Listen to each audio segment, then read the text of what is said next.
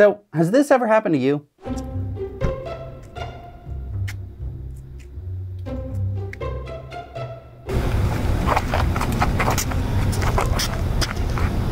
Hey, I'm Zach. And I'm Jesse. And today we're going to be reviewing the EVDANCE EV Charge Cord Extension Cable.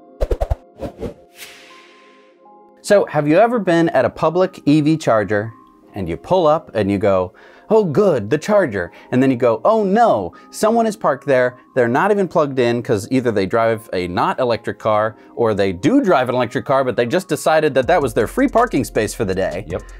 And you go, oh crap, I need a charge. What am I going to do? Yes, I have had that happen. Well, wouldn't you wish that you had an extension cord to the J1772 cable?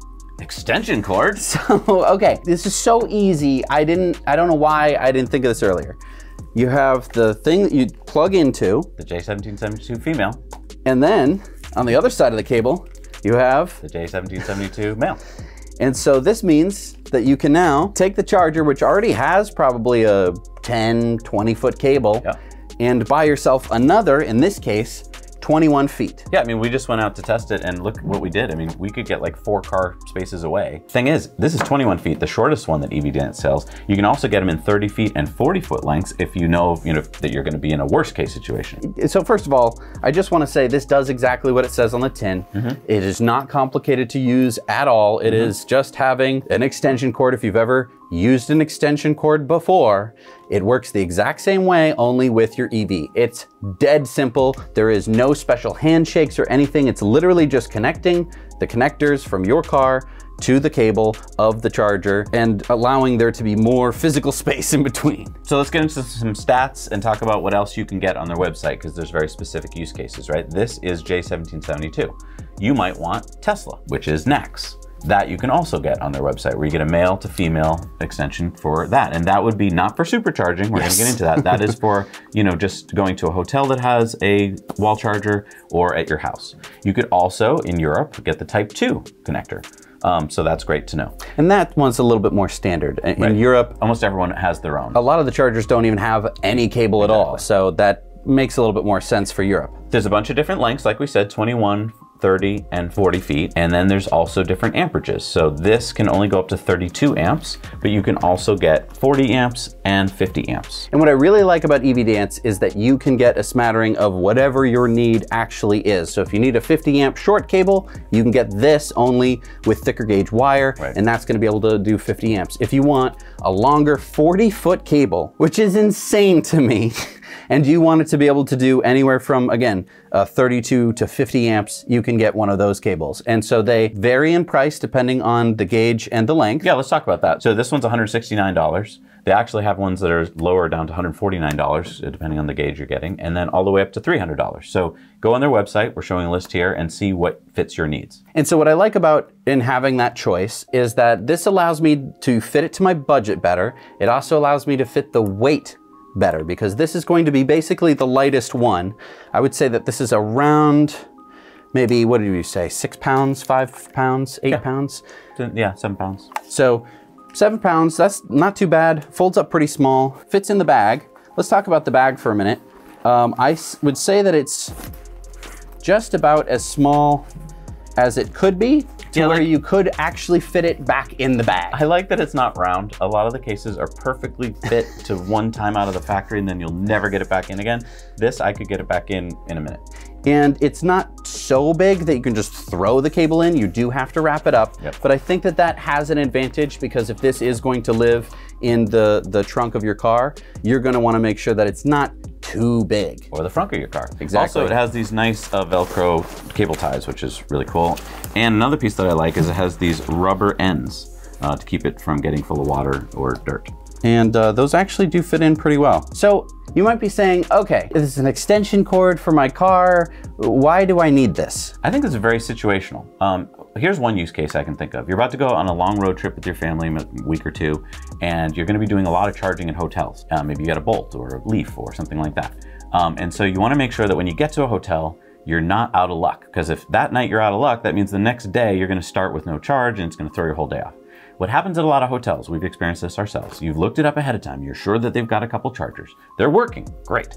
But you get there and they're iced, or the hotel, you know, the employees park there. And so there's a couple spots next to the EV chargers, but that doesn't help you, right? Because your cord won't reach. Well, with this, you could park a couple spaces away and still use that charger. That's a great use case. Another cool use case is grandma's house. You get to grandma's house, you've already talked to her, you know that she has a 220 outlet in the garage, you know that you have a mobile charger, great. You go to plug in, you're 10 feet away, and now you gotta back the car up into her shrubs, and you can't really get all of your luggage out, and now you're blocking her car, and everyone's mad at you. But with this, you could park off to the side or, you know, a little bit further away and make everything much more convenient. And the same thing is true of an Airbnb. You know that the Airbnb probably has some kind of outlet somewhere, and you could charge your car, but if you don't want to park on the lawn, which is probably going to make the Airbnb upset and your friends are going to be upset, then, you know, having something like this is going to be nice. Here's another use case that'll save you money. You've got a wall charger at home, but you bought your second EV.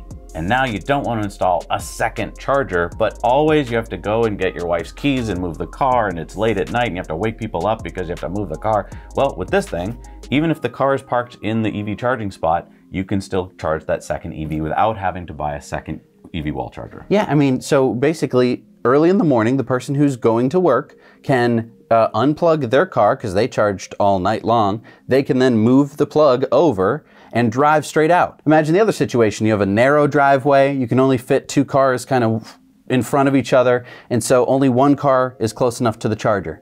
That would normally mean that you would have to, you know, make sure that the person who came home from work parks. Then you'd either have to move the other car in front of the other car, because that's all the places you're gonna park. Then you plug it in. Then in the morning, you'd have to unplug it, move the other car out of the way. You drive out, move the car back in, plug it back in, and then, you know, go back to your car and drive away. This solves that problem. No questions asked, which I think is really, really nice. Yeah, I think if you're buying it for just one use case, you'll end up using it for more use cases. If you have no use cases, maybe this isn't on your list right now, because I get it. It's a pretty big expense for something that might come up. But I do think that, yeah, if you have it in the car, you'll probably find use cases for it. I was just pleasantly surprised the other day when we did our testing at how much more versatility it gives you, because so often we just think, okay, well, I'm stuck within this 10-foot radius, and this is really nice. You don't even have to think about how you're pulling your car in. A lot of our cars nowadays, we've got the charge port in one spot, and we always have to back in or something like that. Here, you don't have to, which is a nice thing to do. And this one that we tested again is the 21-foot cable, and you really do get all 21 feet. When you buy a charger and it has a 21-foot cable, you know, it's coming out of the charger going straight down, and then it has to bend, and then it has to hit the ground and kind of go along the thing. So you're losing like 3 feet most of the time. The charge port of your car usually isn't exactly 21 feet away. You could never make that work. With this, you're getting pretty much the full 21 feet because it's going to be sitting on the ground going all the way to your car. So let's talk about the specs and the safety. So it is a UL listed cable, a CE listed handles.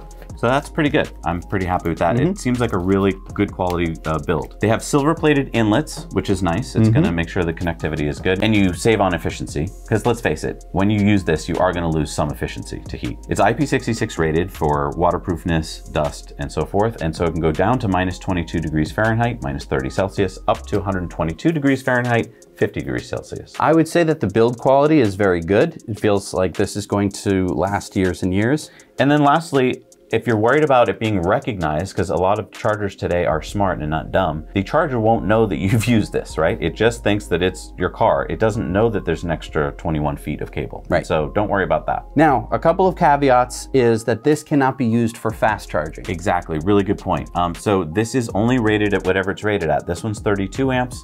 You can't go above that or you will overheat it. You can buy, again, like we said, a 40 or a 50 amp version, which is very nice. So if you have a faster charger at home and you want to take advantage of that, you can buy the thicker cable. It'll be a little bit more expensive. But what you cannot do is go down to the Electrify America station and plug this into the CCS charger, because as you've noticed, it doesn't have the two CCS plugs at the bottom. Another thing you cannot do is either with this one or the Tesla version that they sell, you can't go to a supercharger, use any kind of adapter, and then plug in your car. This will probably not work. Best case scenario, worst case scenario, it will blow up and catch on fire.